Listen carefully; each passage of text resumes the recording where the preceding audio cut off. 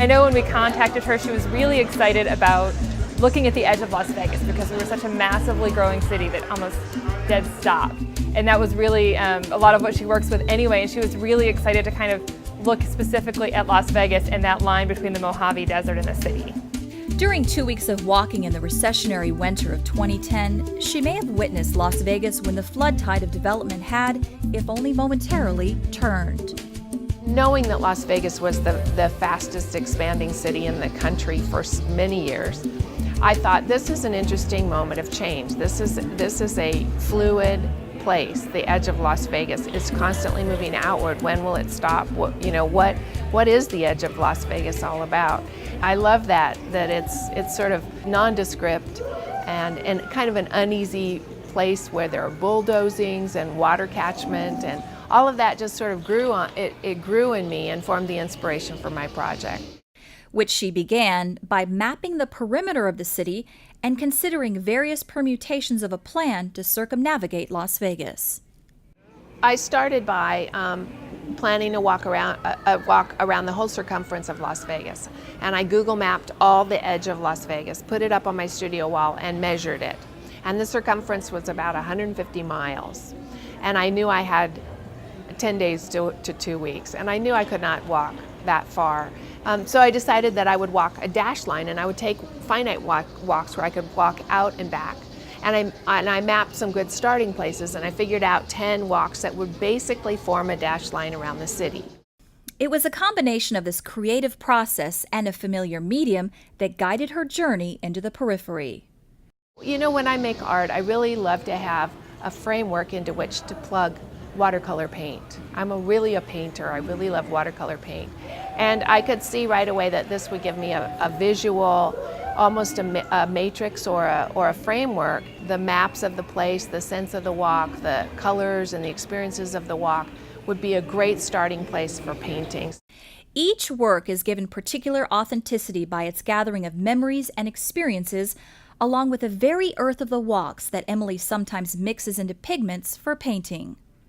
The fact that she includes a lot of soil samples in her watercolor and you can kind of see the maps and the topographic nature underneath was really amazing, because so many people come to Las Vegas and you see the buildings, or you go out to Red Rock and you see the landscape, but you don't see the combination of the two, and I think her artwork really speaks that way well. Much of their complexity comes from Emily's ritual collection of natural samples, along with the flotsam and jetsam of human settlement. While I'm on a walk, I collect a man-made object, and this could range from, a piece of firecracker detritus to a plate, a natural object like a piece of sagebrush or something, a rock, and a soil sample. And then all the photos I wanted to take, anything that I wanted to take, I took a photo of. At the far reaches of each walk, she would engage in her own abstract version of open-air landscape painting.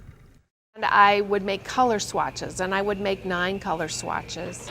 It's a lot about memory, we remember things as yellower than they are, or greener than they were, or something. So the swatches are really good, and mixing colors is fun. Then, on her return trips, she sketched out what she called intuitive maps, which were informed by observation and a childlike imagination. I marked, for instance, all the water catchment areas that I crossed, the walls, the fences. Maybe something interesting happened, like a lizard or a jackrabbit ran across my path. So I would just make this map like a traditional treasure map and turn right at the big tree kind of thing. So when I have all this stuff, I take it back to the studio, and it's like bringing this experience into my studio in Ferndale, California, which is, a completely different environment. And I go through it and I touch it, and I can feel that grit, the dust on it. And I look at it and I can really recall, it really conjures a lot of the emotions and feelings of the walk. Which are often associated with her role as a solitary human figure venturing into the verges of the wild. You're 3.5 miles out and thunder clouds are gathering and you feel vulnerable, and what am I going to do? Or what am I going to do if I step on a rattlesnake? And you feel so much more vulnerable, and that alone for me is a real major epiphany. An epiphany that required paintings of large physical size and emotional magnitude to capture such a series of transcendent desert experiences.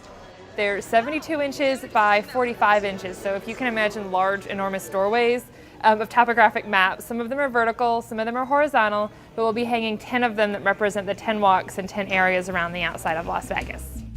And the exhibit may represent a defining period in Emily Silver's artistic career, as well as a distinctive vision of Peripheral Las Vegas. I feel that this is the tip of the iceberg, and that I'm going to continue for a long time on this project, on different aspects of this project. This is the first 10 paintings, and for all I know, there will be another 50. Because she now sees how the edge has become ever more central to her world and personal view. It can just break your heart in several different directions. And I keep going back for more.